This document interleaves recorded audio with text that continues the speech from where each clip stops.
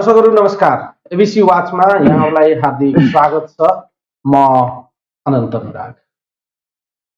आज माघ 19 गते नेपालको राजनीतिमा आजको दिनलाई कालो दिनको रूपमा हामी बुझ्ने गरेका छौँ र सम्झिने।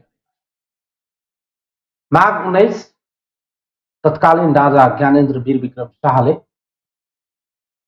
साल 2061 माघ 19 गते तत्कालीन सरकारका प्रधानमन्त्रीलाई पदच्युत गरी राजकीय सत्ता आफूमा निहित गर्दै को गरेका संयोग नै आज मान्नु पर्दछ सोही प्रकृतिका घटना हामी भन्दा केही पर म्यानमारमा घटित भएको छ, जहाँ लाखौं पूर्व नेपालीहरू रहेका छन्। आज मात्रै म्यानमारमा लोकतान्त्रिक पद्धतिबाट निर्वाचित भएका सरकारका पदाधिकारीहरूलाई सैनिक कू गर्दै हिरासतमा लिएर 1 वर्षको लागि त्यहाँ इमर्जेन्सी घोषणा। यसप्रति विश्व जगतले चर्को आलोचना गरिरहेका छन्। लोकतान्त्रिक मूल्य मान्यता पद्धतिबाट निर्वाचित सरकारका व्यक्तिहरूलाई तत्काल रिहा गर्नका लागि माग समेत गरिरहेका छन्।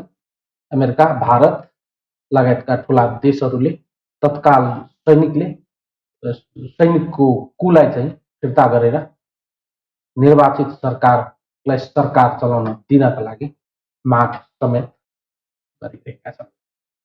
यो केवल संयोग मात्रै हो, तर नेपालको राजनीतिको अहिलेको सङ्कट हेर्दा कतिपयले नेपालमा पनि यस्ता घटना हुन सक्ने सम्भावनाको आकलन र लेखाजोखा समेत गर्न थालेका छन्।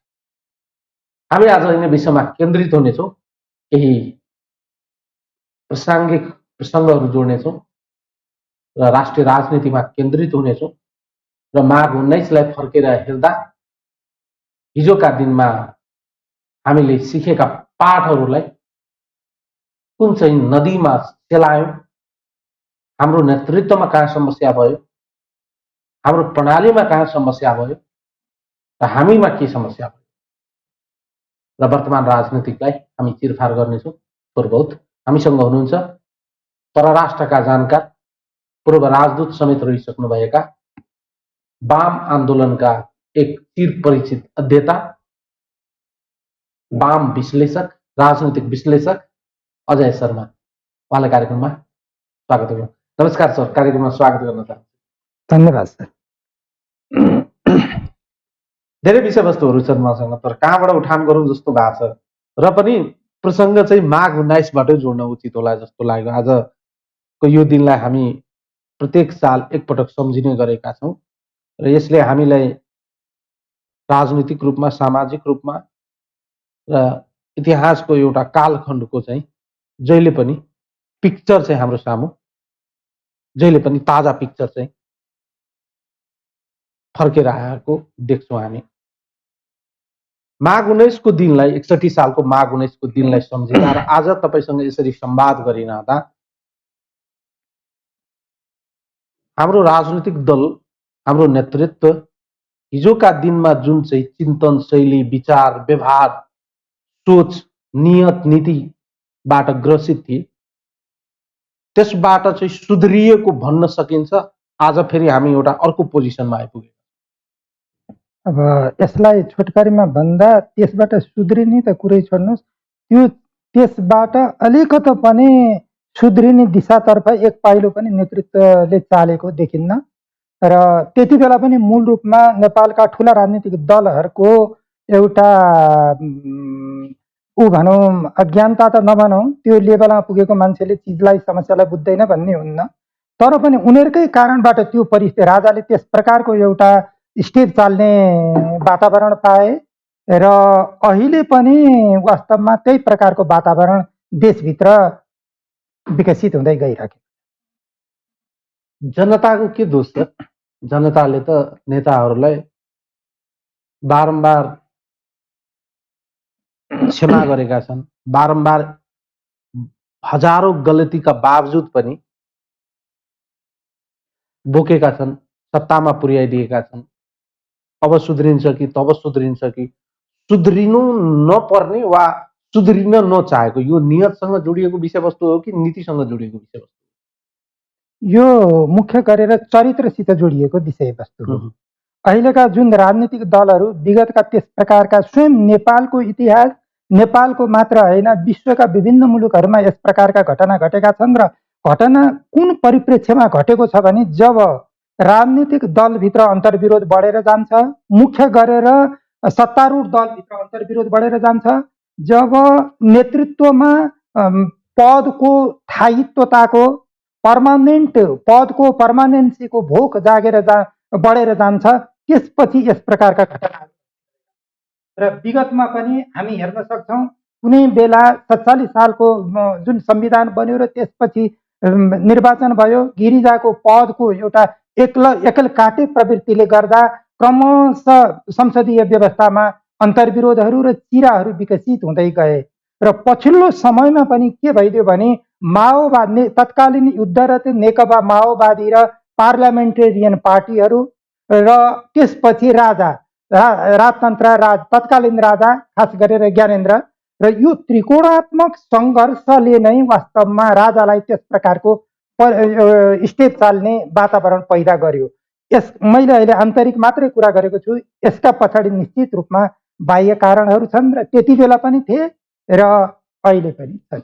माघ 1961 हामीले सम्झिने हो भने अहिलेको मूलधारको राजनीतिका जति पनि प्रमुख पात्रहरू हुनुहुन्छ उहाँहरू नै त्यति बेला पनि निश्चित रूपमा उहाँहरूको त्यति बेलाको स्थिति पनि आम जनताले राम्ररी हेरेकै हो, उहाँहरूको हविगत पनि आम जनताले हेरेकै हो, उहाँहरूको चित्र चरित्र सबै आम जनताले राम्ररी निहालेकै हुन्।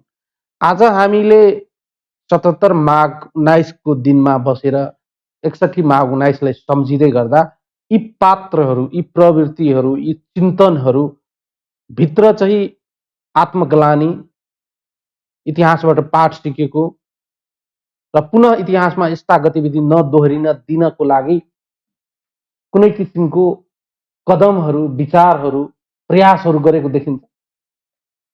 यदि यस दौरानमा 61 देखि अहिलेसम्मको दौरानमा अथवा अहिले केपी ओलीको सरकार बनेपछिको यो दौरानमा तपाईँले भनेको जस्तो कुरालाई सकारात्मक रूपमा लिएर आफूमा त्यस प्रकारका गल्ती कमजोरी पैदा हुन नदिनको लागि उनीहरूले अलिकता मात्रै सोचेको भए देश आज यो अवस्थामा पुग्दैन थियो, संसदीय व्यवस्था आज यो अवस्थामा पुग्दैन थियो। यसको मैले सुरुमा पनि भने कि नेपालको राजनीतिमा जुन मेजोरिटी ल्याउँछ जुन दल, उही भित्र यो समस्या उसैले संसद विघटन गरिदिन्छ अथवा पोलिटिकल लिडरसिपले संसद विघटन गरेर फेरि भोलि आफ्नो 2/3 सरकार बनाउने, मेजोरिटीको सरकार बनाउने सपना देखेर अगाडि बढ्छ। यसको मुख्य कारण के हो भने अब मैले सुरुमा पनि भने चरित्रगत मात्र होइन कि मेरो भनाइको मतलब वर्गीय चरित्र हो र यदि कुनै राजनीतिक दलले, कुनै नेतृत्वले, कुनै सामान्य नागरिकले केही गल्ती गर्छ भने के भने ऊ इमान्दार छ, त्यो गल्ती काम गर्ने दौरानमा गल्ती हुन्छन्, गल्ती नगर्ने मान्छे संसारमा छैन, हामी कल्पना पनि गर्न सक्दैनौँ। र यसरी कामको दौरानमा यदि कसैबाट गल्ती हुन्छ र ऊ इमान्दार छ, उसको वर्ग चरित्र एउटा चाहिँ नि सकारात्मक अग्रगामी छ भने उसले ती चिजलाई सुधार्न सक्छ। फेरि सुधार्ने भनेको अर्थ के हुन्छ भने त्यो गल्ती इतिहास अगाडि बढ्ने क्रममा नदोहोरिने पनि हो क्या, हामीले त्यो बेला सुधार्ने मात्र होइन नदोहोरिने पनि हो। तर जब कुनै राजनीतिक दलको, कुनै राजनेताको वर्ग चरित्र एउटा दलाल, नोकरशाही, सामन्तवादी हुन्छ, त्यो अवस्थामा त्यस प्रकारको एउटा वर्ग चरित्रलाई प्रतिनिधित्व गरेर आएको नेतृत्व सुध्रिन्छ भनेर हामीहरूले आशा गर्नु निरर्थक छ र त्यो कुरो नेपालको इतिहासमा गिरिजा बाबुको बेलादेखि अहिलेसम्म जुन रिपिटेडली घटनाहरू घटिरहेका छन्, एकै प्रकारका घटनाहरू, त्यो कुराहरूले पुष्टि गर्दछ। नेपालको राजनीतिक इतिहास 2007 सालदेखि 2077 सालसम्म पल्टाएर हेर्ने हो भने जब जब लोकतान्त्रिक संस्थाहरू कमजोर भएका छन्, जब जब लोकतान्त्रिक पद्धतिमाथि चाहिँ कतै चाहिँ लुप होलहरू देखिएका छन् र जब जब पात्रहरू पात्र र प्रवृत्तिहरू चाहिँ अलोकतान्त्रिक पद्धति, अलोकतान्त्रिक तरिका र लोभी पापीको जमातहरूको रूपमा देखा परेका छन्, तब चाहिँ एक किसिमले लोकतन्त्रमाथि चाहिँ धावा बोल्ने कामहरू भएको घटनाक्रमहरूले पुष्टि गरेको देखिन्छ। म धेरै लामो त अध्ययन गरेको होइन, तर 61 सालको आन्दोलनमा स्वयं आफै शरीक भइरहँदा र आज 77 सालमा तपाईँसँग एउटा संवाद गरिरहँदा यो बीचमा देश र जनतालाई माया गर्ने राजनीतिक पात्र प्रवृत्तिहरू राम्रो आम जनताले भेटेनन् भन्दा चाहिँ म गलत हुन्छु? होइन, तपाईँ 100% सही हुनुहुन्छ। देश र जनताले त्यो भेटेको छैन। तपाईँ यो बिचमा हेर्नुहोस् न, अब त्यस्तो पात्र देश र जनताले भेट्यो कि भेटेन भन्ने कुराको मूल्याङ्कन हामीले कसरी गर्नुपर्छ भने मेरो विचारमा कि 61 सालदेखि 77 सालसम्ममा नेपालको आयात र निर्यात व्यापार हेर्नुहोस्, इन्टरनेसनल ट्रेडको ब्यालेन्स सिट हामीले हेर्नुपर्छ। यसमा नेपालले कति चाहिँ नि एउटा सुधार गरेर जान सकेको छ। तपाईँ हामी 62-63सम्म नेपाल धान चामल खाद्यान्नमा आत्मनिर्भर थियौँ। हेर्नुहोस्, चामलमा हामी आत्मनिर्भर थियौँ। आज हामी वर्षमा कति अरबको चामल ल्याउँछौँ।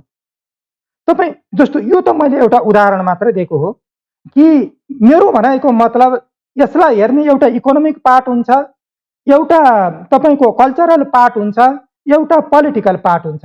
अब जाउँ इकोनोमिक पार्टमा, हामीले यो बिचमा सेल्फ रिलायन्ट इकोनोमी डेभलप गर्न कुन चाहिँ नि पात्रले कुन कुन स्टेप चाल्यो, कसैले मलाई बुझाइदियोस्, म कन्भिन्स भएँ भने म खुसी हुँला। त्यो बिल्कुल कसैले गरेको छैन। देशलाई एउटा दिन प्रतिदिन भारतको एउटा कोलोनियल कन्ट्रीमा डेभलप गर्दै गइरहेको छ, कन्भर्ट गर्दै गइरहेको छ। अब हामी कल्चरलमा जाउँ, आज हाम्रो कल्चर 61-62 भन्दा अरू बढी साम्राज्यवादी कल्चरद्वारा दूषित भएको छ। अब तेस्रो मेजर पार्टमा जाउँ, हामी हाम्रो पोलिटिक्समा जाउँ। आज नेपालको राष्ट्रिय स्वतन्त्रता, त्यसपछि भौगोलिक अखण्डता, सार्वभौम सत्ता, यो टेरिटोरियल इन्टिग्रिटी, भौगोलिक अखण्डता भन्दा टेरिटोरियल इन्टिग्रिटी, यी सबै चिजहरू जर्जर भएका छन्, कमजोर भएका छन्। कुन दिन नेपालको टेरिटरी डिसइन्टिग्रेट हुने हो, अनि कुन कुन इस्युमा विदेशीहरूले हस्तक्षेप गर्ने हुन्। नेपालको एउटा म्याक्रो र माइक्रो पहिला म्याक्रो म्यानेजमेन्ट भनिन्थ्यो, क्रमशः 61 पछि गएर माइक्रो म्यानेजमेन्ट विदेशीहरूले गर्न थाले। भनेको मतलब आर्थिक, राजनैतिक, सांस्कृतिक, सामाजिक हरेक क्षेत्रबाट नेपाल 61 देखि अहिलेसम्म आउँदा झन पछि झन साम्राज्यवादमाथि, विदेशी शक्तिमाथि डिपेन्डेन्ट हुँदै गएको छ। भन्नुको अर्थ के हो भने यो बिचमा नेपालमा त्यस प्रकारको नेतृत्व पैदा नै भएन। विचारधाराको कुरामा मैले प्रवेश गरेर तपाईँलाई सोधेँ भने अथवा कम्युनिस्ट हुँ भनेर दाबी गर्नेहरू वास्तविक कम्युनिस्ट भइदिएन, लोकतान्त्रिक हुँ भनेर दाबी गर्नेहरू वास्तविक लोकतान्त्रिक भइदिएन, राष्ट्रवादी हुँ भनेर दाबी गर्नेहरू राष्ट्रवादी भइदिएनन्। अथवा हाम्रो राजनीति व्यक्तिगत मान मर्यादा प्रतिष्ठामा केन्द्रित भयो, नातावाद, कृपावाद, पैसावाद, आफन्तवादमा केन्द्रित भयो। देश र जनता कहीँ पनि प्राथमिकतामा परेनन् भन्ने स्थितिमा छौँ हामी। अहिले एब्सोल्युटली राइट। तपाईँको सबै कुरासित म सहमत छु। बिल्कुल भएको यही नै हो। अहिले जुन कम्युनिस्ट पार्टी सत्तामा छन् र जुन विवाद देखिएको छ, तपाईँ कम्युनिस्टको एउटा अध्येताको हैसियतले कम्युनिस्टलाई नजिकबाट अध्ययन अनुसन्धान गरेको हुनाले म तपाईँलाई सोध्न चाहन्छु, उहाँहरूको चरित्र, चिन्तन, व्यवहार वास्तविक रूपमा कम्युनिस्ट जस्तै छन् कि उहाँहरू दलाल, नोकरशाही, पुञ्जीवाद, राजनीतिक प्रतिनिधि, पुञ्जीवादका राजनीतिक प्रतिनिधिका पात्र मात्रै हुन्? अब मैले पटक पटक यस्ता मञ्चहरूमा बोल्ने क्रममा प्रश्न गरेको छु कि यी दलहरू, यी नेताहरू कुनै कम्युनिस्ट दल र कम्युनिस्ट नेता होइनन् र यी दलहरूमा दलाल, नोकरशाही, पुँजीवादी र सामन्तवादी चरित्र स्रोत छ यिनीहरू पैतालादेखि तालुसम्म त्यो चरित्रद्वारा भिजेका छन्, जसलाई अहिलेका केही व्यक्तिहरूले कम्युनिस्ट पार्टी भनिरहेका छन् र दाबी गरिरहेका छन्। अहिले कम्युनिस्ट पार्टी दुई ठाउँमा विभक्त भइरहेको स्थितिमा प्रधानमन्त्री केपी शर्मा ओलीलाई समर्थन गर्ने वा उहाँको इतरलाई समर्थन गर्नेहरूको बीचमा नै फरक किसिमको चिन्तनहरू देखियो। तपाईँले यो दुईटालाई कसरी हेर्नु? पहिलो बेसिकल्ली यी दुईटा बीच कुनै अन्तर देख्दिनँ मैले। यी एउटै वर्ग चरित्रका हुन् यी। अब अर्को कुरो यहाँ अन्तर भनेको के हो भने यति बेला ओली र ओली पक्षीयले जुन यो बुर्जुवा कन्स्टिट्युसन छ त्यो कन्स्टिट्युसनको नर्म्सहरूलाई ठाडै ब्रेक गरे, डस्टबिनमा राख्ने काम गरे। अब ओली इतर पक्षले जस्तो दाहालजी नेपालजी पक्षले चाहिँ नि एटलिस्ट त्यो हामी ओलीजी संविधानका विरुद्ध जानुभयो, त्यसरी जान भएन, त्यसलाई क्यारी अन गर्नुपर्छ भनेर उहाँहरूले त्यो स्ट्यान्ड लिनुभयो। अहिले उहाँहरू बीचको अन्तर भनेको वर्ग चरित्र बीचको अन्तर होइन, उहाँहरू बीचको अन्तर भनेको संविधानको प्रावधान अनुसार हामी चल्न पर्छ, पार्टी कमिटीको प्रावधान अनुसार हामी चल्न पर्छ। पार्टीले कसैलाई प्रधानमन्त्री बनाउँछ भने बहुमतले बनाउने हो र बहुमतले अब उहाँ प्रधानमन्त्री बन्न लायक हुनुहुन्न, उहाँ फिर्ता हुनुपर्छ भन्यो भने फिर्ता हुनुपर्छ भन्ने एउटा दाहाल पक्षले यो चिजको वकालत गर्छ र ओली पक्षले यी सबै चिजहरूलाई एउटा अराजकवादी ढङ्गबाट कुल्चिएर अगाडि बढेको अवस्था हो। उहाँहरू बीचको अन्तर यो हो र यो अन्तरलाई हामीहरूले मेरो विश्लेषण यो अन्तरमा दाहाल नेपाल पक्षलाई हामीले एउटा सपोर्ट गर्नुपर्छ भन्ने मेरो विचार। तपाईँले भने जस्तै प्रधानमन्त्री ओलीको राजनीतिक चिन्तन व्यवहार र शैलीलाई मन पराउनेहरू पनि छन्, तर अहिले अपवाद बाहेक केही व्यक्तिहरू मात्रै उहाँसँग हुनुहुन्छ। उहाँको अहिलेको यो कदम गलत थियो भन्ने तर्कना हो।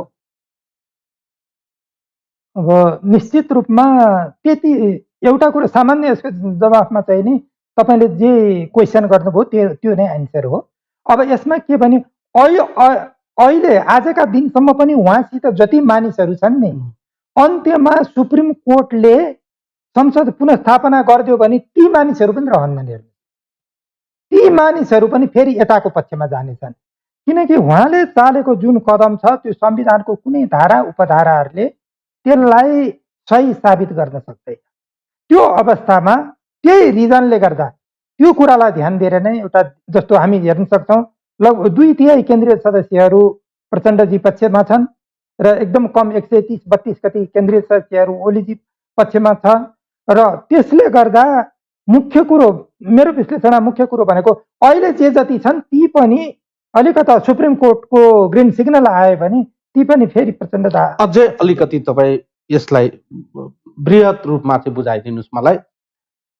हिजोसम्म सँगै हुनुहुन्थ्यो उहाँहरू, आज फरक फरक समूहमा हुनुहुन्छ, पार्टी अझै पनि विभाजन भइसकेको स्थिति छैन, उहाँहरू औपचारिक रूपमा विभाजन हुनु भएको छैन, यद्यपि समूह चाहिँ अलग अलग देखिन्छ।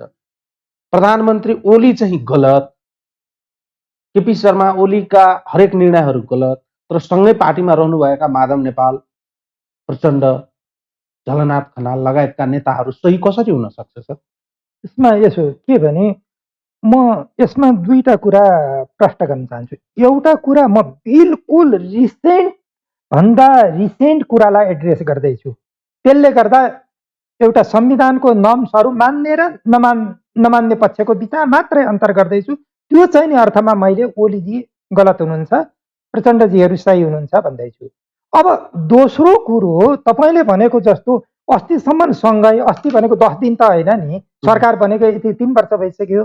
अब यो अवस्थामा यतिकासम्म उहाँहरू पनि सँगै बस्नुभयो भने उहाँहरूको त्यसरी त्यो पिरियडमा ओलीजी मात्र गलत होइन।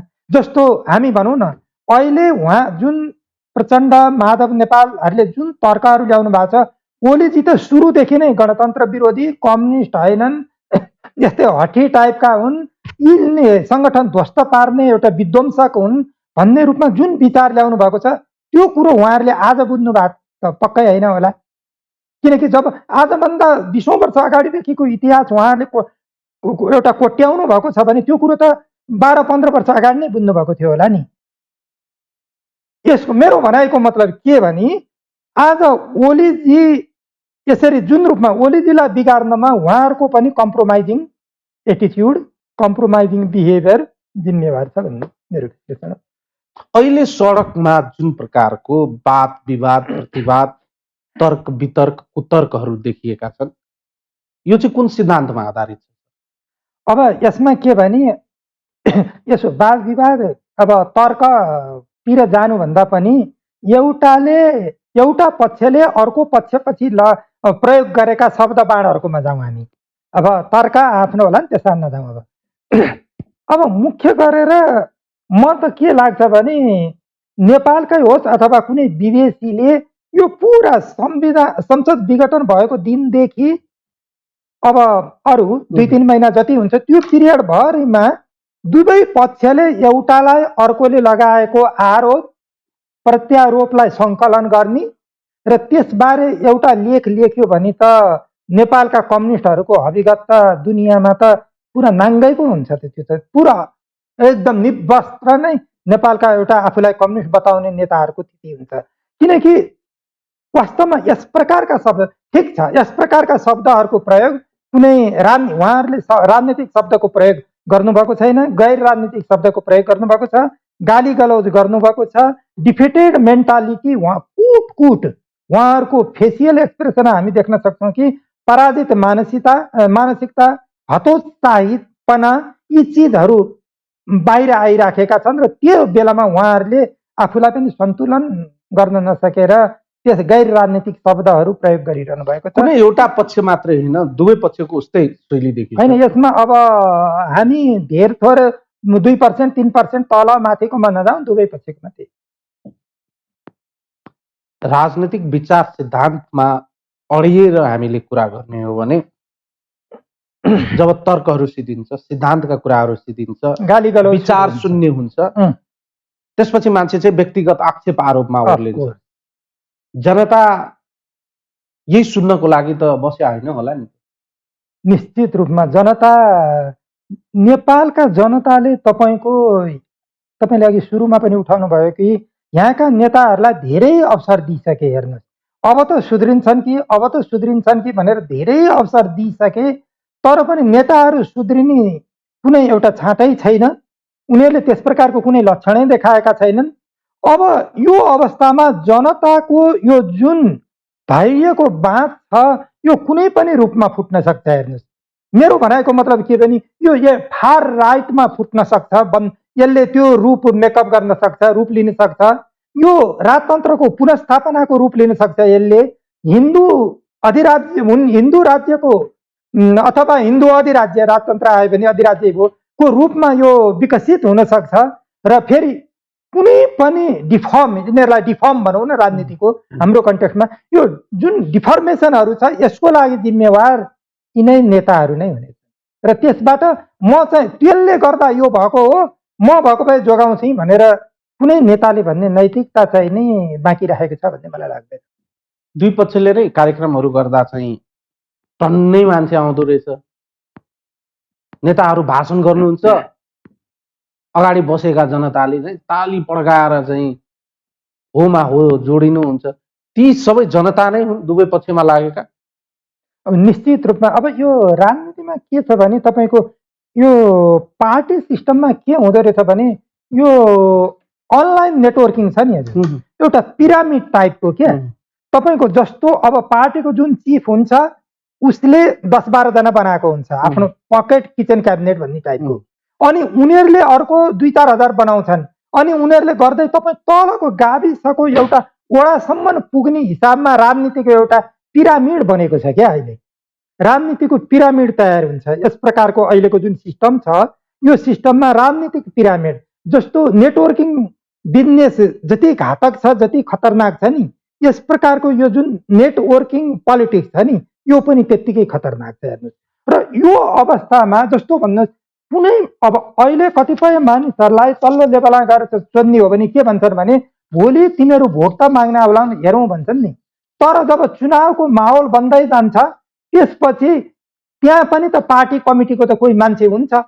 अनि त्यो पार्टी कमिटीको मान्छेले कुनै एउटा बेनिफिट लिइराखेको हुन्छ र भोलि त्योभन्दा माथि लिने एउटा सम्भावना रहन्छ। अनि उसले जनतालाई गएर आफ्ना भाइ दाजु छोरा छोरी आफ्ना छिमेकीलाई गएर उसले कन्भिन्स गर्छ, ल भइहाल्यो त अबको पटक त राम्रो गर्ला भन्दै। जनताको जीवन पिँढी दर पिँढी त्यही आश गर्दा गर्दै बित्यो। अब त बदलिन्छन् कि भन्दा भन्दै तर राजनीतिक नेतृत्व नेपालको 7 सालदेखि अहिलेसम्म कुनै पनि बदलेको छैन। अब भन्नु न तपाईँ जस्तो अरेन्ज रिभोल्युसन भन्नुहोस् मिडल इस्टको, त्यसै गरेर अहिले कैयन ठाउँमा र स्वयं अहिले जर्मनीमा नाजीहरू अगाडि आइरहेका छन्। त्यसै गरेर फार राइटहरू अहिले अमेरिकामा फार राइटहरू अगाडि आइरहेका छन्। हेर्नुहोस् अब के भने राजनीतिक यो विश्वव्यापी रूपमा राजनीतिक नेतृत्वको जुन असफलता छ यो असफलताले राजनीतिको लक्ष्य उद्देश्य राजनीतिको कार्यक्षेत्र सबै चिजहरूलाई डिफर्म गरेको छ र गलत राजनीति चाहिँ नि विकसित भएर गएको छ। जस्तो भन्नु अब यो 1932-30 गएर नाजिज्म जर्मनीमा कसरी पैदा भयो भन्नुहोस् त।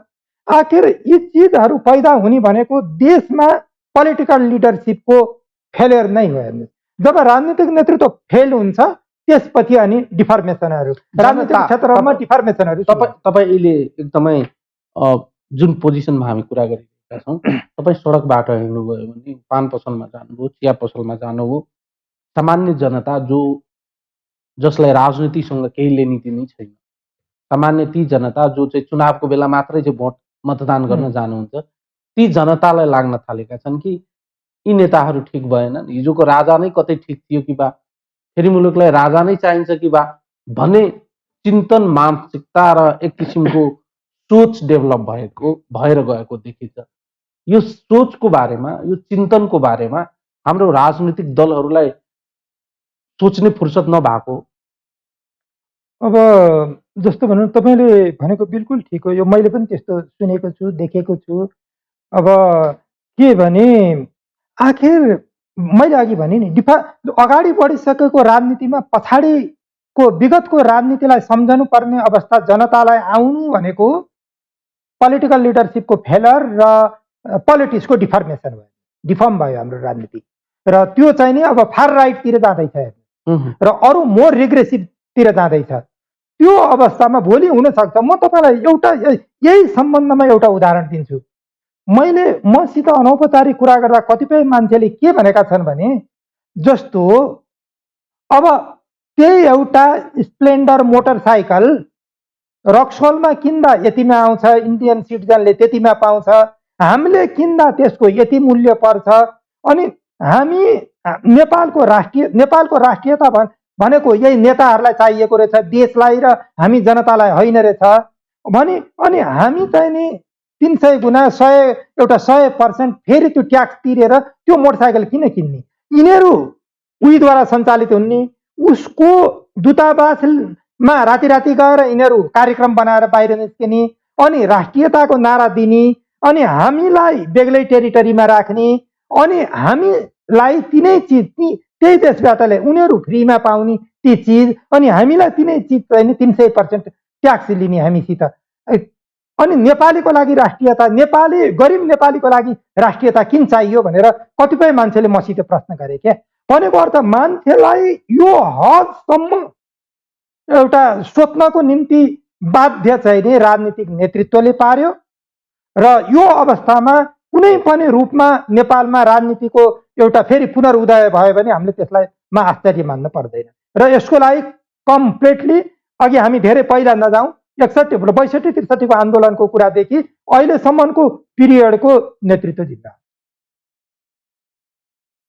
तपाईँले भने जस्तै धेरै टाढा नजाने हो भने पुस 5 गतेदेखि माघ आज 19-20 गतेसम्मको स्थितिलाई आकलन गर्ने हो, नेताहरूको शैलीलाई नजिकबाट निहाल्ने हो, नेताहरूको बोली चाली व्यवहार चिन्तन मनन कार्यशैली सबैलाई नजिकबाट निहाल्ने हो भने हाम्रो नेतृत्वको गन्तव्य चाहिँ के रहेछ, कहाँ पुग्ने योजना रहेछ, अनि यो गन्तव्य जुन चाहिँ उहाँहरूले तय गर्नु भएको छ त्यो गन्तव्य चाहिँ प्रोग्रेसिभ गन्तव्य हो कि फेरि हामी पछाडितिर फर्किने गन्तव्य, अग्रगमनतिरको यात्रा हो कि प्रतिगमनतिरको यात्रा हो? यो निश्चित रूपमा अग्रगमनतिरको यात्रा होइन, यो दलालीको यात्रा हो। कुनै शक्ति, एउटा शक्तिको, जस्तो कि शक्तिको भक्ति गरेर आफू सत्तामा टिक्ने अनि आफ्ना केही एउटा सर्कललाई स्ट्रङ बनाउने, राजनीतिक नियुक्ति दिने, ठेक्कापट्टा दिने। अब यो मात्र नेपालका राजनीतिज्ञहरूको जुन मेन लिडरसिप छ उनीहरूको उद्देश्य चाहिँ नि त्यो देखिएको छ हेर्नु। र यसलाई यो चाहिँ नि कुनै पनि हालतमा अग्रगमन होइन, पश्चगमन हो। इतिहासको अघि बढाइको गतिलाई दृष्टिगत गर्दा यो पश्चगमन हो। जुन किसिमले घटनाक्रमहरू अगाडि बढेको छ, संसद विघटनको, प्रतिनिधि सभा विघटन पछिको घटनाक्रमहरू, सर्वोच्चमा मुद्दा बहसको विषयवस्तुहरू, त्यसपछि केही नियुक्ति प्रक्रियाहरू, त्यसपछि प्रधानमन्त्रीज्यूले स्वयं अहिलेको यो सरकार काम चलाउ सरकार हो कि होइन भन्ने बारेमा लगायतका विषयवस्तुहरू जति अहिले एकपछि अर्को बाहिर आउन थालेका छन्, यी विषयवस्तुहरूलाई हेर्दा चाहिँ मुलुकको राजनीतिक यात्रा जुन छ अझ योभन्दा बढी पेचिलो हुने सम्भावना देखिन्छ। त्यसो भए अब यसमा म चाहिँ नि के देख्छु भने तपाईँको पहिलो त यो अब जस्तो सुप्रिम कोर्टमा केस गइसकेको हुनाले जसले पनि त्यसलाई चाहिँ नि एउटा हेर्न पर्ने हुन्छ होइन, या त यो राजनीति भन्दा बाहिरको राजनीति गर्ने हुन्छ, केही पनि मतलब छैन भन्न सक्ने अवस्थामा आउनु पर्यो। तर जो रुलिङ पार्टीहरू छन् त्यसभित्रको एउटा ग्रुप छ, भोलि रुलिङ पार्टी बन्ने पार्टीहरू छन्, उनीहरूले हेर्ने भनेको चाहिँ नि सुप्रिम कोर्टमा गइसकेपछि सुप्रिम कोर्टको डिसिजनलाई हो। अब यो अवस्थामा के देखिन्छ भने तपाईँको सुप्रिम कोर्टको डिसिजन यदि प्रधानमन्त्रीको विपक्षमा गयो भने कुन प्रकारको खतरा देशले फेस गर्न पर्ला, सुप्रिम कोर्टको डिसिजन ओली इतरको पक्षमा गयो भने चाहिँ नि कुन प्रकारको, जस्तो ओलीजीको पक्षमा गयो भने कुन प्रकारको खतरा देशले बियर गर्न पर्ला देशको जनताले, अब प्रचण्डजी नेपालजीको पक्षमा गयो भने चाहिँ नि कुन प्रकारको खतरा होला। यिनीहरूको बिचमा केही अन्तर छ, मैले चाहिँ अन्तर देख्छु। मलाई के लाग्छ भने कथन कदाचित यदि सुप्रिम कोर्टले को डिसिजन प्रधानमन्त्रीले चाहेको चिजमा बाधा हाल्ने रूपमा गयो भने, त्यस प्रकारको डिसिजन सुप्रिम कोर्टले गर्यो भने मलाई लाग्छ प्रधानमन्त्रीले त्यत्तिकै छोड्नुहुन्न, आवश्यक परे उहाँले सङ्कटकाल लगाउनुहुन्छ, देशमा सेना उतार्ने प्रयत्न गर्नुहुन्छ। यद्यपि अब यो कुरा बेग्लै हो कि सेनाले त्यो कन्सेप्ट दिन्छ दिन्न, अहिले हामीले त्यसमा भन्न सक्दैनौँ। तर पनि मैले अहिले अलिकति केही डेभलपमेन्टलाई हेर्दा, जस्तो बर्माको घटना, जुन बर्मामा आज मात्रै कु भयो, आर्मीले कु गर्यो, यो सम्पूर्ण स्थितिलाई हेर्दाखेरि अहिले विदेशी शक्तिहरू, जस्तो हामी एउटा कुरो के याद गरौँ भने 61 साल जति बेला तत्कालीन राजा ज्ञानेन्द्रले सत्ता लिए र त्यसपछि गएर के देखिन्छ भने उनलाई विदेशी शक्तिहरूले पनि भित्रभित्र परोक्ष रूपमा चाहिँ उकासेकै हो क्या। माओवादी केही छैनन्, डराउनु पर्दैन, वार्ता सार्ता जरुरी छैन, अनि तिमी एक्लक गरेर जान सक्छ भनेर इन्डाइरेक्ट रूपमा गरेर उनी चाहिँ नि अनि क्रमशः बाहिर गए, आर्मीको सेक्युरिटीमा गए र त्यो अवस्थामा मान्छे पर्याप्त देखे, माओवादीहरूले पनि विरोध गरेको, उनलाई समस्या पैदा गरेनन् कार्यक्रमहरू, साँच्चीकै माओवादी कमजोर भयो कि भन्ने मानसिकता पनि उनमा डेभलप हुन गयो। अनि उनले के गर्यो भने एकैपटक उनी पार्लियामेन्टेरियन ऊ र पार्ट र तपाईँको युद्धरत पार्ट दुईटालाई एकैपटक हान्नतिर थाले। त्यति गर्दै गएर उनी चाहिँ नि अन्त्यमा गएर कमजोर भए। अब जस्तो यही कुरो अहिले यो कुरो चाहिँ नि मलाई लाग्छ वर्तमान प्रधानमन्त्रीले यो कुरोलाई चाहिँ नि हेक्का राख्नुपर्ने हो कि, किनकि जस्तो भारतसित पनि उहाँको कुनै समय सम्बन्ध बिग्रेको हो, बिचमा पहिला ठिकै थियो, तर केही वर्ष अगाडिदेखि उहाँको नराम्ररी सम्बन्ध बिग्रियो। अहिले उहाँलाई भारतले सहयोग गरेको कुरामा त कुनै दुई मात्रै छैन, हेर्नुहोस् भारतले सहयोग गरिरहेको छ। अब यो अवस्थामा के हुन सक्छ भने भोलि गएर फेरि जहिले पनि शक्ति राष्ट्रहरू के गर्छन् भने एउटा माथि मात्रै विश्वास गर्दैनन्, उनीहरूले मल्टिपल एजेन्टहरू फोस्टर गरिरहेको हुन्छ सम्बन्धित देशमा।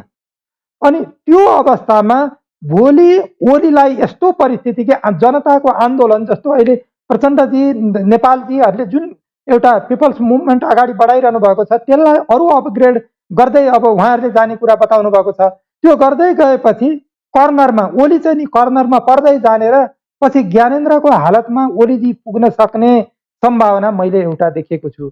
किनकि ओलीजीको यो स्टेपलाई संविधानतः सही छ भनेर न सुप्रिम कोर्टले भन्न मिल्छ न कसैले। यदि यो एउटा पाटो हो, यदि भोलिका दिनमा सुप्रिम कोर्टबाट प्रधानमन्त्रीजीको फोरमा यो चाहिँ रिजल्ट आयो र उहाँको इतरको विपक्षमा रिजल्ट आयो भने सडकमा अहिले पुग्नुभएका जति पनि सरकारवालाहरू हुनुहुन्छ नि उहाँहरूले चाहिँ सर्वोच्चको निर्णयलाई इग्नोर गर्न सक्ने, त्यसलाई मान्दिन भन्न सक्ने अवस्था कल्पना गर्न सकिन्छ? मलाई लाग्छ त्यो सकिन्छ, त्यो सकिन्छ। सुप्रिम कोर्ट त्यसरी गयो त्यसपछि त पुरै प्रणाली फेल भयो। म त्यही भन्दैछु, मैले अघि त्यसमा दुईटा बेग्ला बेग्लै रिजल्ट आउँछ भने बेग्ला बेग्लै रिजल्ट आउँछ भनेर भनेको मतलब त्यो हो। एकातिर अब वर्तमान प्रधानमन्त्री पक्षको कुरा छोडिदिउँ, त्यो हामी गरिसक्यौँ। त्यो अवस्थामा आन्दोलन चाहिँ नि जस्तो आन्दोलनका नेताहरूले पनि बताउनु भएको छ र यो सामान्य पनि कुरा हो कि कुनै पनि मुलुकको अल्पमत प्रधानमन्त्रीले जे चाहे उही गर्छ भने देशका अरू राजनीतिक दलहरू चुप लाएर बस्छन्, सुप्रिम कोर्टको निर्णयलाई शिरोधार्य गरेर बस्छन् भन्ने कुरो मैले राजनीतिमा त्यस्तो कुरो मान्दिनँ। मैले राजनीतिमा त्यसका विरुद्ध सङ्घर्ष हुन्छ। म तपाईँलाई दुईटा कुरो बताउँछु। जति सङ्घर्ष अगाडि बढ्छ ओलीजीले सेना उतार्ने प्रयत्न गर्नुहुन्छ निश्चित रूपमा, र हुनसक्छ भोलि सेनाको सहयोगमा उहाँले अर्को ठुलो कु एउटा मिलिटरी कु गर्न सक्नुहुन्छ यो देशमा। अब अर्को कुरो के हुन्छ भने यदि कसैले यो आन्दोलन जनआन्दोलनको रूपमा तेस्रो जनआन्दोलनको रूपमा डेभलप हुन लागेपछि पनि लाग्यो भने त्यसलाई दबाउँछु भनेर सोच्छ भने त्यो त्यति सजिलो छैन। अहिले एउटा कुरो जस्तो प्रचण्डजीसित मैले लामो समयसँगै काम गरेको हुँ। प्रचण्डजी नरम बन्न पनि त्यत्तिकै सक्नुहुन्छ। म त उहाँलाई बेला बेला भन्छु तपाईँ आवश्यकभन्दा बढी नरम बन्नुभयो यो इस्युमा, यो त भएन नि भन्छु। तर फेरि प्रचण्डजी हार्ड बन्न पनि त्यत्तिकै सक्नुहुन्छ।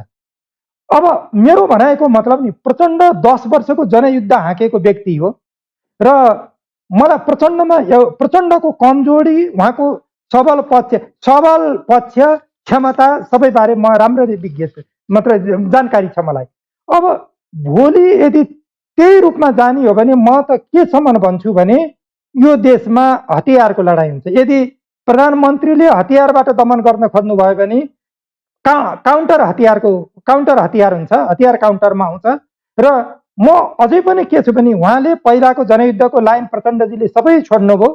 अहिले पनि प्रचण्डमा यति क्षमता छ कि उहाँ जनताको अगाडि पहिलेका आफ्ना कार्यकर्ताको अगाडि गएर ल मैले ठुलो गल्ती गरेँ, तपाईँहरूलाई धोका दिएँ, अब म धोका दिन्न, एकपटक मलाई लास्ट सहयोग गर्नुहोस्, त्यसपछि मैले त्यति बेला पनि तपाईँहरूलाई धोका दिएँ भने मलाई अन द स्पोट स्ट्रिटमा मलाई मारिदिनुहोस् भनेर उहाँले प्रतिबद्धता जाहेर गर्न सक्नुहुन्छ भने मलाई के लाग्छ भने उहाँ फेरि पुरानो पिएलएलाई रिअर्गनाइज गर्न सक्नुहुन्छ र उहाँले जलजला पहाडलाई फेरि एकपटक नाप्न सक्नुहुन्छ भन्ने लाग्छ। मेरो भनाइको मतलब के भने तर तपाईँले यो तर्क गरिरहँदा अहिले तत्कालीन जनयुद्धका कमान्डरहरू, तत्कालीन युद्धका जति पनि लडाकाहरू थिए ती अहिले त प्रधानमन्त्रीका प्रिय हुनुभएका छन्। उहाँसँग उहाँहरूको चाहिँ राम्रो उठबस छ, उहाँहरूको वैचारिक रूपमा सैद्धान्तिक रूपमा निकै नजिकपना बढेको छ।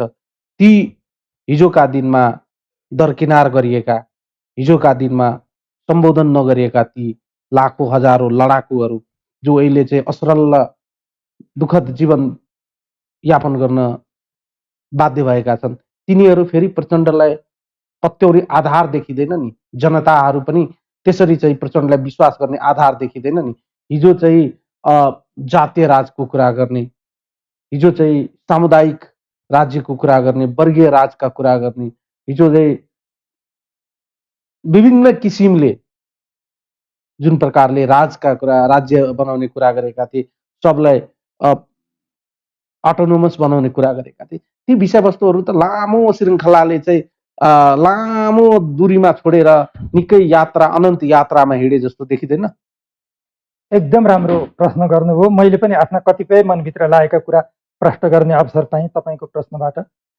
अब यसमा म दुईटा कुरा भन्न चाहन्छु। पहिलो त प्रचण्डजीको गल्ती कमजोरीमा जान्छु। निश्चित रूपमा तपाईँले भनेको जस्तो आज ओलीलाई दिनदिनै भेट्ने, फोन टक गर्ने र ओलीजीले जनयुद्धको एप्रिसिएट गर्ने र जनयुद्धको संरक्षक मयौँ भन्ने प्रकारको शब्दहरू प्रयोग गर्ने, बोल्ने, यो परिस्थिति कसरी आयो भन्ने कुरा चाहिँ नि हामीले हेक्का राख्नै पर्छ।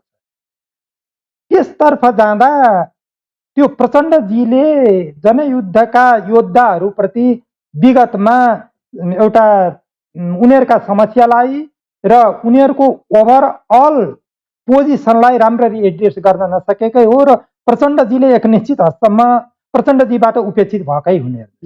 उहाँले अब के सोचेर त्यो गर, उहाँले यही रूपमा अहिले चिज डेभलप होला भन्ने सोच्नु भएन। तर उहाँले आवश्यकीय एउटा सम्बोधन गर्न नसकेको परिणाम आज ओलीजीले उनीहरूलाई आफ्नो पक्षमा ल्याउन सक्नु भएको छ। पहिलो कुरो त्यो हो कि प्रचण्डजीबाट विगतमा गल्ती कमजोरी भएकै हो, जसको परिणाममा माथि आज ओलीजी खेल्दै हुनुहुन्छ।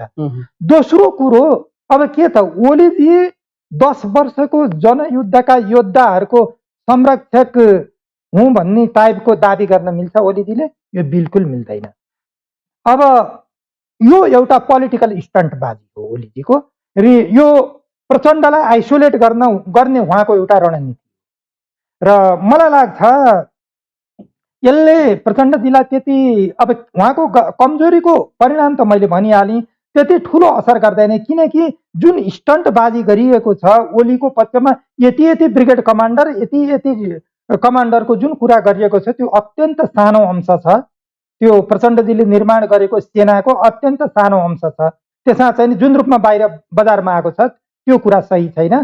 केही मानिसहरू छन्, तर जति पनि ती पूर्व लडाकुहरू, पूर्व कमान्डरहरू, जति पनि त्यो घाइते अपाङ जति पनि हुनुहुन्थ्यो हिजो, आज जति चाहिँ प्रधानमन्त्रीजीको सम्पर्कमा हुनुहुन्छ, उहाँहरूको समस्या समाधान गर्नलाई सरकार पनि तयार छ।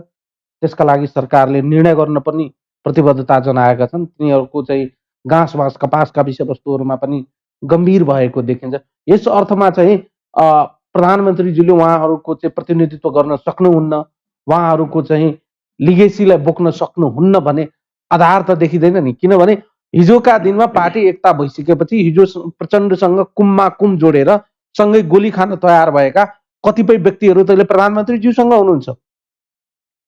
अब सुन्नुहोस्, यसमा के भने जस्तो कि यो कुरो त अहिले उहाँले संसद विघटन गरेपछि सडकमा आन्दोलन उठेपछि र अहिलेभन्दा हप्ता 10 दिन अगाडिबाट उठाउनु भयो ओलीजीले।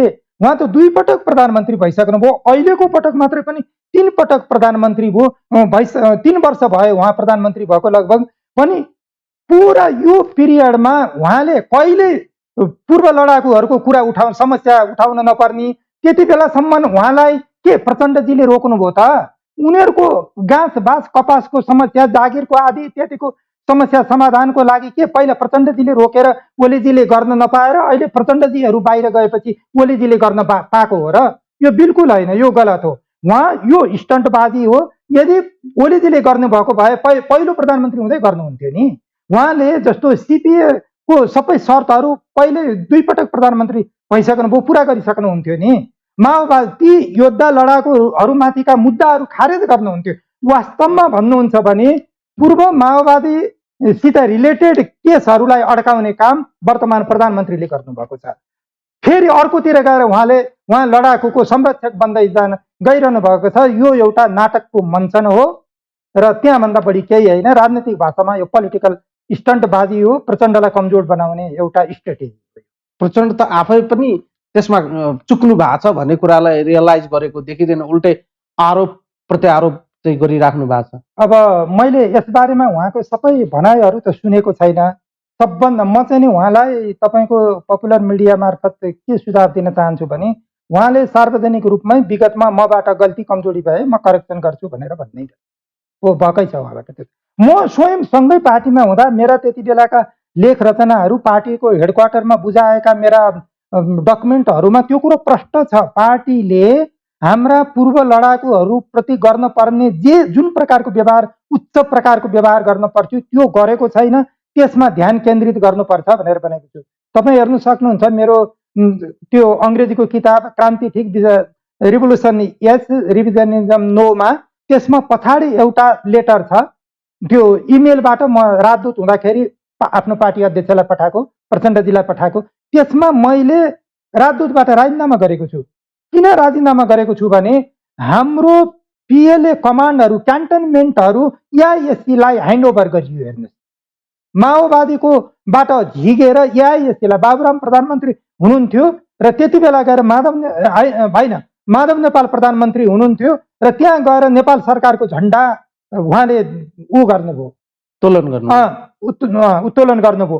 त्यति बेला मैले तपाईँ त्यो एउटा इमेल हेर्न सक्नुहुन्छ, त्यसमा मैले लेखेको छु, प्रिय अध्यक्ष, जति बेला माधव नेपालको झन्डा हाम्रो क्यान्टनमेन्टभित्र एआइएससीलाई ह्यान्डओभर गरेपछि उत्तोलन गर्दै हुनुहुन्थ्यो, तपाईँ पिएलएको, तपाईँको नेतृत्वमा निर्मित पिएलएको लेखिएको झन्डा तपाईँ जमिनमा गिराउँदै हुनुहुन्थ्यो भनेर मैले गिराउँदै हुनुहुन्छ। त्यसैले अब तपाईँलाई म एउटा संस्मरण बताउँ, मलाई त्यो हुने बित्तिकै त्यहाँको त्यो डिप्लोमेटिक कोरमा जाँदा त डिप्लोमेटहरूले त सराइहाल्यो नि हाम्रो नेताहरूलाई। त बाबुराम प्रचण्ड त धेरै राम्रो मान्छे हुनुहुँदो रहेछ, यसरी सेना राख्नु भएन, अरू देशमा त्यसरी राखिरहन्छन्, उहाँहरूले त सरकारलाई नै बुझाइदिनु भयो, धेरै राम्रो मान्छे, वी एप्रिसिएट भन्न थालिहालेँ नि त। अब त्यो बेलामा मैले यस द्याट इट गुड भन्ने कि आफूलाई जे लाग्छ त्यो भन्ने, जति बेलासम्म म राजदूतको जिम्मेवारीमा हुन्थेँ मैले त्यो भन्न मिल्दैन थियो।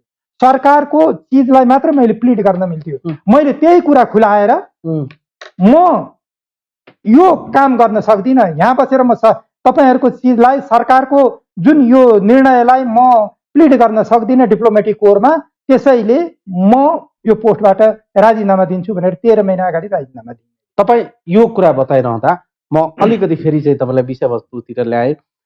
प्रधानमन्त्री केपी शर्मा ओली र प्रचण्ड बीच तालमेल हुन सकेनन्, तर अहिले प्रचण्ड, माधव कुमार नेपाल, झलनाथ खनाल लगायतका नेताहरूलाई विश्वास गरेर एउटा खेमा तयार गर्नुभएको छ। माधव कुमार नेपाल, झलनाथ खनालसँगको उहाँको सहयात्राको समयावधि कति हुन सक्छ? होइन, निश्चित रूप म डाइलेक्टिक्समा विश्वास गर्ने मान्छे। डाइलेक्टिक्सले जहिले पनि के कुरा मान्छ भने वान कम्बाइन इन्टु अनि टु कम्बाइन इन्टु वान भन्ने कहिले पनि हुँदैन। त्यो टेम्पोरेरीली हुन्छ र दीर्घकालीन रूपमा वान डिभाइड्स इन्टु टू हुन्छ। यो डाइलेक्टिक्स हो। अब उहाँहरू अहिले मिल्नु भएको छ, निश्चित रूपमा उहाँहरूलाई अहिले नराम्रो लाग्ला। उहाँहरूको अहिलेको युनाइटेड आन्दोलनलाई मैले कमजोर पार्न चाहेको होइन, यस सम्बन्धीको मेरो फिलोसफी मात्र मैले प्रश्न गर्न चाहेको कि माधव नेपाल, झलनाथ खनाल र प्रचण्डजी बीच विगतमा गम्भीर अन्तर्विरोध थिए भनौँ न। अब तात्कालीन कमान्डर इन चिफ काण्डमा उहाँले धोका दिएको होइन र प्रचण्डजीलाई, उहाँले, किनकि उहाँ त तत्कालीन जुन सिएनसी त तपाईँको कैयनको आन्दोलन दबाउनमा सारा कमान्ड हेर्नेमा सारा जिम्मेवार ठहरिएको मान्छे हो नि। त्यो बेलामा उहाँले झिक्न खोज्नुभयो त झलनाथजीहरूले पहिला सहमति दिएर पछिबाट गएर अनि उहाँहरूले अन्तिम समयमा प्रचण्डजीलाई सपोर्ट गर्नु भएन, जसले गर्दा प्रचण्डजीले प्रधानमन्त्रीबाट राजीनामा दिनु पर्यो। र त्यस मेरो भनाइको मतलब के भने उहाँहरूभित्र पनि अहिलेको उहाँहरूको मेल भनेको पार्टीका माथिल्लो लेभलदेखि अध्यक्षदेखि साधारण सदस्य समेत पार्टी कमिटीको नियमभित्र रहनुपर्छ, पार्टी जनवादी केन्द्रीयताको सिद्धान्तलाई मानेर हिँड्नुपर्छ। त्यो कुरामा उहाँहरू बिचको मेल हो अहिलेको। अब भोलिकोमा म त्यस्तो, अब उहाँहरूको अहिले म यो परिस्थिति त्यस्तो होइन, यसबारे विस्तृत छलफल गर्ने कुरा होइन, तर फिलोसफिकल्ली म कुन फिलोसफीलाई माथि विश्वास गर्छु भने वान डिभाइड्स इन्टु टूलाई विश्वास। भनेपछि उहाँहरूको अहिलेको यो सहकार्यको पनि लामो यात्रा चाहिँ हुँदैनन् भने परिकल्पना गर्न सकिन्छ यहाँबाट? अब दुईटा कुरो, उहाँहरूको वरिपरिको परिस्थिति कुन रूपमा डेभलप हुन्छ। अब यदि उहाँहरूको वरिपरिको परिस्थिति उहाँले चाहिँ नि उहाँहरूलाई नछुट्टिन बाध्य गर्छ भने उहाँहरू छुट्टिनुहुन्न। फेरि अब भोलि परिस्थिति तपाईँ हेर्नुहोस्, अहिले नेकपाभित्र यो पनि त चलिरहेछ नि, बहुदलीय जनवाद पक्षधर एक हुनुपर्छ भन्ने कुरा पनि चलिरहेछ। इन्टरनेसनल प्लेयरहरू प्ले गरिराखेका छन् त्यहाँभित्र। यो सम्पूर्ण परिस्थितिमा त अझै पार्टी औपचारिक रूपमा फुटेकै छैन। अब यो सम्पूर्ण परिस्थितिमा कोइलेसन भोलि कता ढल्किन्छ भन्ने कुरो अझै क्लियर भइसकेको छैन। भनिन्छ कम्युनिस्टहरू धर्ममा विश्वास गर्दैनन्, कम्युनिस्टहरू धर्मलाई अफिमको संज्ञा दिन्छन्, भौतिकवादमा चाहिँ बढी विश्वास गर्ने कम्युनिस्टहरू। प्रधानमन्त्रीज्यू हठात पशुपतिनाथको मन्दिरमा गएर पूजा गर्नुभयो र एउटा सन्देश दिन खोज्नुभयो। उहाँ मन्दिर गएर पूजा गर्नुको सन्देशको खास अर्थ के हो राष्ट्रिय राजनीति? म यस सम्बन्धमा एउटा विदेशी राइटरको सानो कमेन्ट कुनै बेला कहाँ पढेँ, अहिले म ठ्याक्क भन्न सक्दिनँ, तर पनि त्यो कुनै एउटा राइटरको विचार हो, मेरो होइन। यो नेपाल आए, नेपालमा कम्युनिस्टहरू यति देखे रे कि ती राइटरले यति देखे रे कि अनि उनले के रहेछ भनेर नेपाल आएर राम्ररी अध्ययन गर्न थाले। अध्ययन गर्न थालेपछि फर्केर गएर एउटा नोट पनि लेखे। के रहेछ भने नेपाल कम्युनिस्ट हुन त तपाईँको धर्म पनि गर्न पाउने, बहुविवाह पनि गर्न पाउने, दिउँसै जाँड पिएर पनि हिँड्न पाउने, पैसा पनि कमाउन पाउने, अनि पो मान्छे कम्युनिस्ट बन्दो रहेछ। पहिला लेनिन र स्टालिनले भनेको जस्तो कम्युनिस्ट भावे त त्यसरी धेरै कसरी बन्न सक्थे र, त्यस्तो स्ट्रिक्ट आइरन अनुशासना भनेर तिनले लेखेका छन् के हो। एउटा कुरो, पहिलो कुरो जस्तो अब हो, यो कुरो यहाँ पनि लागू हुन्छ। अहिले धर्मको बारेमा यही कुरो रिफ्लेक्ट हुन्छ। अब म भन्छु प्रधानमन्त्रीकोमा जाउँ। पहिलो त प्रधानमन्त्रीले जुन यो गर्नुभएको छ, यसले निश्चित रूपमा उहाँले सन्देश दिनुभएको छ। त्यो सन्देश उहाँले पशुपतिनाथ गएर दिनुभयो र चितवन गएर पनि दिनुभयो, राम मन्दिरमा फेरि दिनुभयो। हेर्नुहोस् त्यो सन्देश उहाँले। अब चितवन 1 अरबभन्दा बढी उहाँ झल्लर हाल्नमा तयार हुनुहुन्छ खर्च गर्न। अहिले देशमा हेर्नुहोस् आर्थिक समस्या, उहाँ त्यो पैसा यता लगाए हुन्छ, त्यो जरुरी छैन अहिले पशुपतिमा। अब दोस्रो कुरो के भने, जस्तो कि नेपाल 80% भन्दा बढी हिन्दू धर्मावलम्बी भएको देश, अरू बौद्ध आदि इत्यादि जोड्ने हो भने 90% पुग्छ।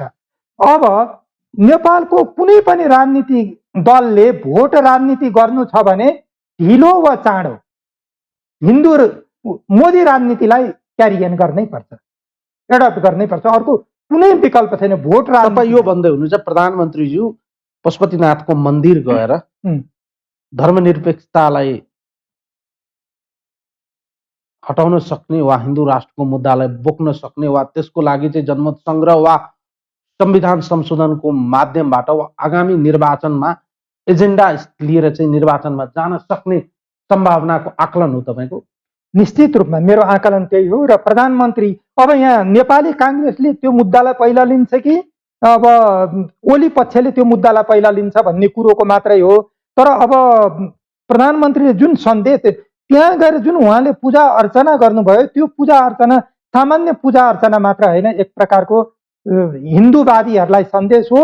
त्यो मोदीको बाटो हो। र नेपाललाई म अब नेपाललाई हिन्दू राज्य बनाउने बाटोमा प्रवेश गरिसकेँ भनेर प्रधानमन्त्रीले सन्देश दिनुभएको हो। अब जहाँसम्म प्रक्रियाको कुरा छ, अब उहाँलाई त नियम कानुन त मतलब छैन। अब हुनसक्छ उहाँले 23 गते नै घोषणा गरिदिन सक्नुहुन्छ, किनकि नेपालको संविधान अनुसार त नेपाल धर्मनिरपेक्ष हो नि। तर उहाँलाई त संविधानको त के मतलब हो र? संविधानको मतलब भए त संसद विघटन गर्नै पाउनुहुन्न नि। संविधानको कुनै धाराको कुनै मतलब नभएको व्यक्तिले हुनसक्छ 23 गते नै घोषणा गरिदिनुहुन्छ कि, अथवा 23 गते उहाँले क्याबिनेट डिसिजन गरेर रेफरेन्डममा लग्ने भए मैले भनेर घोषणा गरिदिन सक्नुहुन्छ कि। फेरि नेपाल भन्नुहोस् न, नेपाल कति सजिलो छ कम्युनिस्टहरूको, सोकल्ड कम्युनिस्टहरूको लागि भने। नेपालमा अहिले उहाँको त्यो सन्देशलाई मैले अर्को अर्थमा कसरी पनि लिन्छु भने, नेपालमा हिन्दू साम्राज्ञी मात्र होइन, हिन्दू बादशाह पनि जन्मिसकेको छ भनेर उहाँले सन्देश दिनुभएको छ।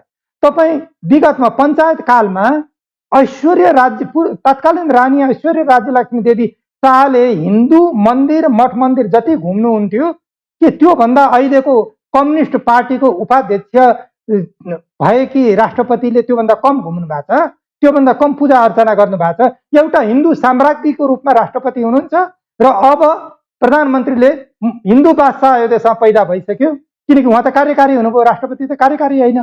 त्यसले गर्दा अब हिन्दू बादशाह पैदा भइसक्यो, चिन्ता गर्न पर्दैन भन्ने सन्देश उहाँले पशुपति गएर दिनुभयो र अयोध्याको राम मन्दिर को प्रकरणमा पनि त्यो सन्देश दिनुभएको छ। र उहाँले कुनै पनि कुरो सम्भवतः यदि उहाँलाई आफ्नो सत्ता कमजोर बन्दै गयो, जनता प्रचण्ड नेपालतिर आकर्षित हुँदै गए भन्ने कुरामा उहाँलाई यदि बढी भय पैदा भइरहेको छ भने उहाँले तुरुन्तै अहिले संविधानको धारालाई ब्रेकै नगरे पनि, डस्टबिनमा नहाले पनि के हुन सक्छ भने त्यसप्रति उहाँले पर्सि 23 गते नै एस्योर गराउने सम्भावना छ। 2-3 क्वेसन सरस्वती सोध्न मन लाग्यो। त्यसो हो भने चाहिँ संविधान जारी भएको 5 वर्ष नबित्दै हाम्रो लोकतान्त्रिक पद्धति चाहिँ खतराको बाटोमा अग्रसर भयो अथवा लोकतान्त्रिक पद्धतिमाथि नै खतरा उत्पन्न भयो? निश्चित रूपमा खतरा भयो, पैदा भयो। हामी अहिले हाम्रो राजनीतिक अहिले जुन बाटो हिँडेको छ यो टनेलको बाटोमा जहाँ फर्किनै नमिल्ने स्थितिमा छौँ हामी। One way tunnel. अब हामीले अहिले निस्किने कुनै न कुनै ठाउँ त होला नि, यो लोकतान्त्रिक पद्धतिले जोगाएर निस्किने कुनै ठाउँ त होला। अब अहिले भनेको तत्काल हामीले तत्कालको अर्थमा इन्स्टान्ट एउटा हाम्रो अहिलेको एक्टलाई हेर्ने हो भने ओलीजीको कदमलाई पराजित गर्नुपर्छ, संसद पुनस्थापना गर्नुपर्छ र मलाई लाग्छ ओलीजीले जस्तो गरेर नेकपाका अरू नेताहरू प्रचण्डजी, माधव नेपालहरूले संविधानलाई त्यसरी एकदम स्ट्रेट उल्चन्छन् भन्ने मलाई लाग्दैन। तपाईँ पशुपतिको प्रसङ्ग, प्रधानमन्त्रीजीको पूजा आजाको प्रसङ्ग कोट्याउनु भयो, 23 गतेको कार्यक्रमको बारेमा पनि कोट्याउनु भयो। 23 गतेको कार्यक्रमको जुन चाहिँ स्थान चयन भएको छ यसले पनि केही सन्देश दिन खोजेको, त्यसको पनि पछाडि केही राजनीतिक अर्थ वा सन्देश लुकेको देखिन्छ? सम्भवतः हुन सक्छ। अब म सियर भन्न सक्दिनँ यो मामलामा, तर अब सम्भवतः हुन सक्छ त्यो कुरो, उहाँले केही सोचेको हुन सक्छ। किनभने राजा बस्ने, पूर्व राजाहरू बस्ने नारायण हिट्टीको अगाडि चाहिँ मञ्च लगाएर कार्यक्रम गर्नुको मकसद वा त्यसको पछाडिको केही राजनीति अभिष्ट वा केही चिन्तन त पक्कै पनि होला, नभए त कार्यक्रम गर्नलाई त थुप्रै ठाउँहरू छ। होइन, त्यही राज दरबार हो भन्नुहोस् न। तपाईँको गणतन्त्रको राष्ट्रपति बस्न हुँदैन यस्तो एउटा राजा बस्ने ठाउँमा भनेर म्युजियम बनाइयो। अब अहिले कार्यक्रम उहाँ त्यसकै छेउछाउमा, त्यसकै पनेरोमुनि उहाँ कार्यक्रम गर्न जाँदै हुनुहुन्छ। अब त्यो कुरो क्रमशः समय बित्नेको साथसाथै प्रष्ट होला। बारम्बार किन यस्तो हुँदो रहेछ? बहुदलीय प्रणाली अङ्गीकार गरेको हामीले बारम्बार यस्ता घटनाहरू पटक पटक किन भइरहेको छ सर? किन, कहाँनिर चाहिँ समस्या भयो? आम जनताले टाइम एन्ड अगेन नेताहरूलाई क्षमा दिएको, पुनः सत्तामा पुर्याइदिएको, नेताहरूले गरेका कमी कमजोरीहरूलाई चाहिँ नजरअन्दाज गरेर यिनीहरूको विकल्प नखोजेको, उहाँहरूलाई नै आफ्नो भविष्यको उद्धारकर्ता, पालनकर्ता सबै ठानेको, तर टाइम एन्ड अगेन यस्तो चाहिँ घटना परिघटनाहरू किन दोहोरियो? यसको मुख्य कारण नेपालको अर्ध तथा नव औपनिवेशिक अवस्था हो। हेर्नुहोस्, हामी अहिले नव औपनिवेशिक सामाजिक आर्थिक अवस्था अन्तर्गत छौँ र हाम्रो देशको राजनीति पनि त्यही नव औपनिवेशिक सामाजिक आर्थिक स्वरूपले निर्धारित गर्छ। अर्को कुरो के हुन्छ भने कैयन अन्तर्राष्ट्रिय एउटा परिघटनाहरूमा बदलावहरू आइरहन्छन्। जस्तो अहिले चीन जुन एउटा सुपर पावरको रूपमा राइज गरिरहेको छ र नेपालमा यसरी विदेशी शक्तिहरूले बढी महत्त्व दिने, त्यसको मुख्य कारण भनेको चीनको राइजिङ पोजिसन हो, सिचुएसन हो। र त्यसले गर्दा अहिले के छ भने भारतले नेपालमा आफूलाई पर्मानेन्ट रेजिडेन्ट पावरको रूपमा हेर्छ र चीनको नेपालसितको बढ्दै गएको सम्बन्ध ऊ कुनै पनि रूपमा ब्रेक गराउन चाहन्छ। जस्तो ओलीकै पहिला भन्नु न, पहिलो नाकाबन्दीको बेलामा ओलीले, पहिलो प्रधानमन्त्रीको कालमा ओलीले के गर्नुभयो भने चीनसितको सम्बन्धलाई भारतबाट अलिकति उम्काएर डाइभर्सिफाई गर्नुभयो, कति सन्धि सम्झौता गर्नुभयो, पारवाहन गर्नुभयो, सारा गर्नुभयो नि। तर अब के भयो भने यो कुराप्रति यो कुरा भारतलाई डाइजेस्ट भइरहेको थिएन। त्यो अवस्थामा जसरी हुन्छ, अब अहिले तपाईँ हेर्नुहुन्छ भने ओलीको सरकार अन्तर्गत चीनसितको नेपालको सम्बन्ध बिग्रिएर गएको छ। हेर्नु, तपाईँ बोर्डर हेर्न सक्नुहुन्छ, एक प्रकारले अघोषित नाकाबन्दीको अवस्थामा छ र चीनले नेपाललाई विश्वास नगरिराखेको अवस्था छ। र एउटा किनभने एनसीपी र सीपीसी त भाइचारा पार्टी हुन् नि, उनीहरू भाइचारा पार्टी भएको हिसाबमा एउटा पार्टीले अर्को पार्टीलाई सुझाव दिनु अन्यथा मानिँदैन। तर ओलीजीले सीपीसीको सुझावलाई उहाँले मलाई पदबाट खसाल्न खोज्यो भन्ने रूपमा त्यसलाई लिनुभयो र त मलाई पदबाट खसाल्न खोज्छस् भने त मेरो यतातिर सहयोग गर्न जति बेला पनि तयार छँदैछ नि भनेर सर्लक्क उहाँ मोदीतिर लाग्नुभयो। गरेपछि हाम्रो मूल यसको रिजन भनेको नेपालको अर्ध नव औपनिवेशिक सामाजिक आर्थिक स्वरूप र त्यससित मेल खाने प्रकारको राजनीतिक व्यवस्था र शक्ति, अनि यो साम्राज्यवादीहरूको दलाली गरेर आफू सत्तामा बस्ने राजनीतिज्ञहरूको वर्ग चरित्र। तपाईँ एउटा राजनीतिक बुझेको मान्छे, राष्ट्रिय अन्तर्राष्ट्रिय सबै घटनाक्रमलाई चाहिँ राम्ररी बुझ्नु भएको छ।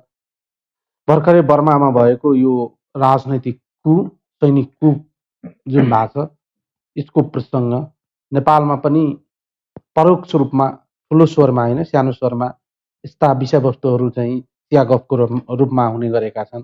कतिपय राजनीतिक विश्लेषकहरूले यसलाई गम्भीरतापूर्वक विश्लेषण गरेको देखिन्छ। बर्मामा जस्तै नेपालमा पनि त्यस्तो राजनीतिक परिस्थिति उत्पन्न हुन सक्ने आकलन गर्न सकिन्छ? एकदम महत्त्वपूर्ण प्रश्न। अब यस सम्बन्धमा म दुईटा कुरा क्लियर गर्न चाहन्छु। एउटा कुरा के भने तत्कालै यो अथवा ओलीको प्रधानमन्त्रीत्वमै यही भइहाल्छ हाल्दैन, यो बारे चाहिँ म त्यस्तो केही भन्न सक्दिनँ, एउटा सम्भावनाको कुरा मात्र गर्न सक्छु। तर अर्को कुरो के भने नि, नेपालको सेना चीनको राइजिङका पोजिसन सिचुएसनका साथसाथै नेपालको सेनामाथि हामी सबैलाई थाहा छ युरोपियन खास गरेर भारत र अमेरिकाको काफी प्रभाव छ। हेर्नुहोस्, त्यो कसले स्वीकार छ अस्वीकार गर्छ अलग कुरो, तर काफी प्रभाव छ नेपाली सेनामा। यो अवस्थामा मेरो चाहिँ विश्लेषण, म गलत हुँ, म सही भएकोमा म आफू खुसी हुन्न, म गलत साबित भएकोमा म खुसी हुनेछु।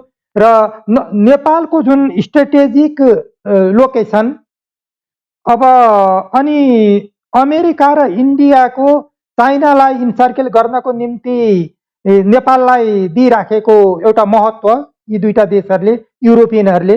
र यो अवस्थामा भोलि गएर मलाई चाहिँ यो एउटा के खतरा महसुस भइराखेको छ भने नेपाल चाहिँ नि अन्तत दोस्रो बर्मा हुनेछ र शक्ति राष्ट्रहरूको आडमा जस्तो चीनको सहयोगमा बर्मिज सेनाले त्यहाँका जनतामाथि दमन गरिरहेको छ जहिले पनि, र त्यहाँ डेमोक्रेसीलाई एउटा फल्न फुल्न दिइराखेको छैन। त्यसै गरेर नेपाल पनि खास गरेर अमेरिका, युरोपियन र इन्डियन सहयोगमा चाइना विरोधी सेनाको रूपमा र अथवा नेपालमा चीन पक्षीय चिज अगाडि नआउने परिस्थिति पैदा गर्नको लागि नेपाली सेनालाई प्रयोग गर्ने खतरा चाहिँ नि मैले देखेको छु। र भविष्यमा जुन एउटा सधैँ रिपिटेडली राजनीति अस्थिर हुने यो वातावरणले गर्दा नेपालमा सेना अगाडि आउने सम्भावना चाहिँ नि काफी मात्रामा मैले देखेको छु। समय कहिले हुन्छ त्यो अहिले भन्न सकिन्न। भनेपछि नेपालको अहिलेको यो राजनीतिक सङ्कटको निकास त्यति सहज र सरल छैन। अहिलेकै फेरिभित्र हामी जुन अहिले प्रचण्डजी नेपालजीहरूले जुन आन्दोलन गरिरहनु भएको छ त्यसले अहिलेको संविधान त जोगाउला, तर मूल कुरो मैले अघि भने नि नेपालको अर्ध नव औपनिवेशिक सामाजिक आर्थिक प्रारूप र त्यससित मेल खाने राजनीतिक प्रणाली र ती शक्तिहरूको कलोनियल पावरहरूको दलाली गरेर सत्तामा बस्ने राजनीतिज्ञहरू हुन् भनेर मूल कारण त्यो हो भने नि जति बेलासम्म त्यो चिज एलिमिनेट हुँदैन, नेपाली जनताले जति बेलासम्म त्यो चिजलाई एलिमिनेट गर्न सक्दैनन्, हामी यसको पर्मानेन्ट सल्युसन चाहिँ नि पाउँदैनौँ। हेर्नुहोस्, अहिले ठिक छ प्रचण्ड दाहालजीहरूलाई हामीले सपोर्ट गर्नुपर्छ, उहाँहरूले केही राहत दिनु होला, त्यसपछि जनताले पनि राम्रो पर्मानेन्ट विकल्प सोध्नुपर्छ। उहाँहरूले नै सोध्नुहुन्छ भने त्यो धेरै स्वागतयोग्य कुरा हुन्छ, आफूलाई सुधारेर सोध्नुहुन्छ भने उहाँहरू पनि फेरि यही आइजन उही पहिलाका चिजहरूलाई कन्टिन्यू गर्नुहुन्छ भने त्यसबारे जनताले सोध्नुपर्छ र नयाँ राजनीतिक दल एउटा पार्टी जन्मनुपर्छ। त्यस प्रकारको स्ट्रेटेजीलाई लिएर? राजनीतिक दल, नेतृत्व, नागरिक समाज, सरकारवाला सबै गम्भीर हुनु जरुरी छ। जरुर सबैको संयोजनबाट अहिलेको राजनीतिक सङ्कटबाट मुलुकलाई जति छिटो निकाल्न सक्यो त्यति मुलुक र देशको जनताको हितमा हुनेछन् भन्ने एउटा अहिलेको सरल अपेक्षा देखिन्छ। एकदम तर सही। राजनीतिक नेतृत्व, राजनीतिक दल, कार्यकर्ता, सरकारवालाहरूको बुद्धि र हुती नल्याउने हो भने अन्ततः मुलुकले दुःख पाउने भन्ने कुरा त प्राय निश्चित नै छ। अफगानिस्तान भन्ने आशा गरौँ हाम्रा राजनीतिक दलका नेतृत्वहरूको बिर्को जुन लागेको छ समयमा खुलोस् र त्यो बिर्को खुल्लेपछि चेत पनि खुलोस् भन्ने चाहिँ कामना गरौँ। समय र संवादको लागि म धन्यवाद दिन चाहन्छु। मेरा विचारहरू राख्ने अवसर जुटाइदिनु भएकोमा यहाँलाई पनि धेरै धेरै धन्यवाद। दर्शकहरू, उहाँ हुनुहुन्थ्यो पूर्व राजदूत, राजनैतिक विश्लेषक अजय शर्मा। आजको लागि यो संवाद यति नै। सम्पूर्ण युनिटलाई म पनि बिदा दिनुहोस्। नमस्कार।